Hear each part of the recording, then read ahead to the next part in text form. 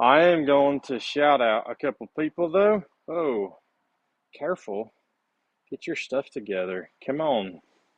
So, the interior on this ancient ass car is not the greatest. I'm going to give you one tip actually. We're going to go back to the car.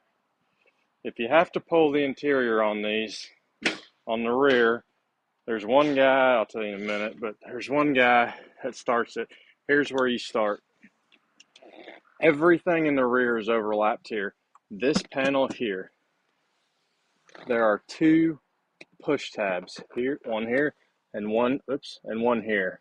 So on the inner, I guess plane or line, whatever, of this panel, this just lifts right up. So if you get a trimming tool right here, then pop this up, this whole panel will then slide out. After this slides out, then you can get this one out. But to get this one out, you got to start all the way in the back. So start with this one, pop it up, and then start in the back and work your way all the way around. That's how you get access to all the stuffs in the back. Because there's nothing that, at least in my service info that I have, there was nothing that told me how to take all that interior apart. I had no clue.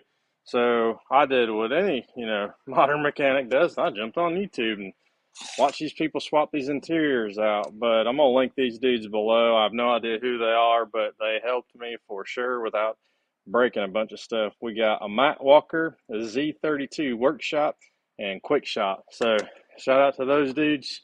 Appreciate the content they put out, because I actually didn't break anything. That's a lie. I broke one screw hole. Like there's a piece of plastic where a screw went into, but where a little plastic piece broke off.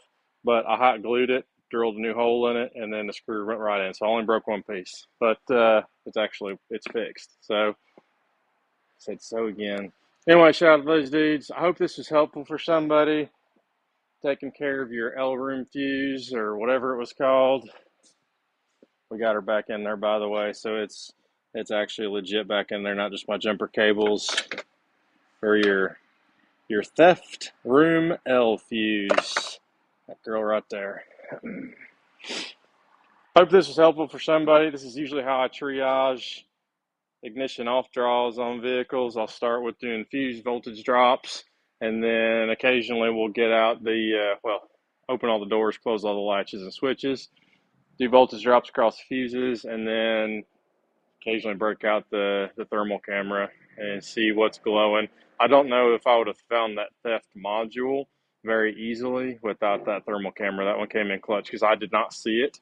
Like when I had my face in there, I did not see it behind that brace, that dash brace that it mounted to. But yeah, that's all I got for you. Catch y'all in the next one.